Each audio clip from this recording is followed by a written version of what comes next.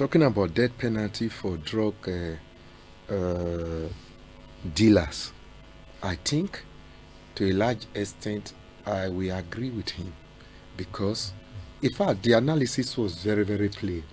The drug dealer, they are the one fueling all this criminality, violent crimes here and there. Armed robbers, they smoke before they go and they do what those carry out such operations and all that without pity and all that. Many people have lost their life through that. Then when you come to even the other ones that are users, the drug users, most of them are useless to themselves and to the society because of the drugs. So any person who is dealing with such in the name of making money, you are giving such drugs to people that you know is going to destroy their life, you know is going to fuel their propensity to commit crime. If the person has to go, he has to go. I think so. Then the one that was very funny was the one when he said the corruption of the police is people driven. Well, to some extent, I agree with him. What he said is just like what Barrister was accusing the church of before, saying we invite them to come and donate during all these things and all that. It's something that we should look at carefully. If the politician were not displaying much of affluence,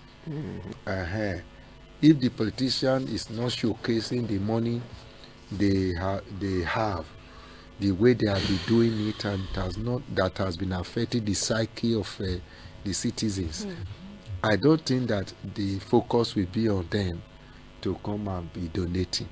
But when you already know, whether it's church or family members or friends, you hear that one person is being taking 20 million, 30 million, and you see him buying the latest Jeep and all that. You have no choice than to ask him to come and donate, or to ask him to come and help you pay school fees for your children.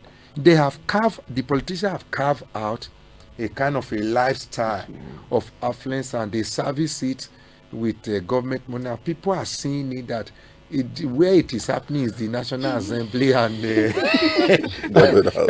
government house. So it's a big industry, and people feel that let's also tell them to share from what. If that is what NDUME'S is saying, that is people's driven, that when they steal, they take it to go and share it, donate it, share it to the people.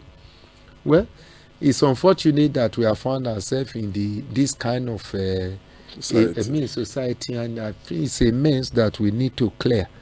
And we need to begin to, I think we need to begin to think of reorientation. Even the church is getting embarrassed with all this discourse and all that, and the church also needs reorientation. Maybe we need to begin to look at the kind of elephant projects and the things we do. Like when they talk about, I've seen big people that came, not in this diocese, the diocese where I was before, that the person came to visit my church. He said, I love you, I love your sermon and all that. I want to come and join your church. By the time he worshiped with me, he described we were just using fan. We don't have AC and all those stuff in the church. I didn't see him again. By the time I saw him and asked, okay, I not see you again. He said, no, that place does not befit me. So because of that, the church want to prepare the church, make the church executive so that we can also accommodate it. That is why the church need more money. If you as a politician, you will not want to worship with me in a church that have no AC, then I have to organize a program and invite you to come and donate money so that we can buy the AC. So the church should not be accused. I think if you ask me, accountability, transparency, and investigations are very important in this governance we are discussing about. And the church cannot be misplaced in this. They have so much to do, like we have stated earlier on. And I just want us to understand that the place of the church is more than what we are seeing.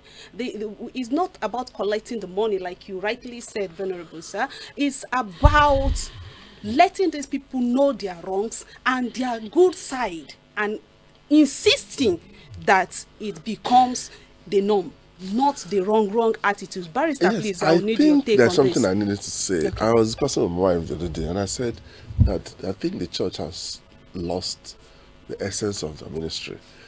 Yes, in some denominations, so because I was online with a particular church, and I said that is it, because now God said, "Let us create man in our own image, and let them have dominion over the birds of the air, over this place for us."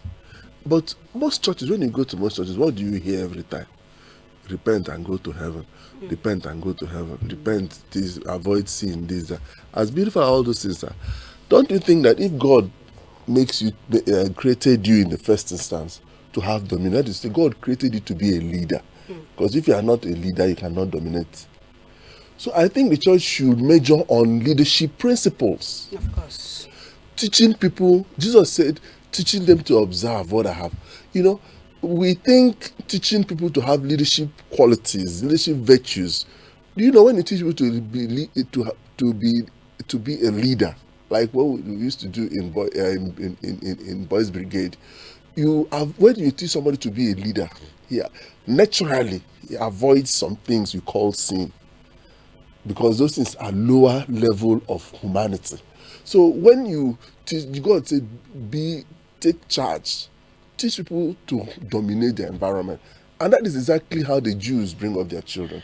And that is how also the Muslims bring up their children. That's why if you look at the average Muslim in Nigeria, he has this kind of mentality that he's above Christians. But Christians in most denominations are being brought up to be apologetic because they are going to heaven. You have to live here first before you go to heaven. All right, thank you very much, Barrister Patrice. If I allow the both of you, we will not leave here in 24 hours, and time is already against us.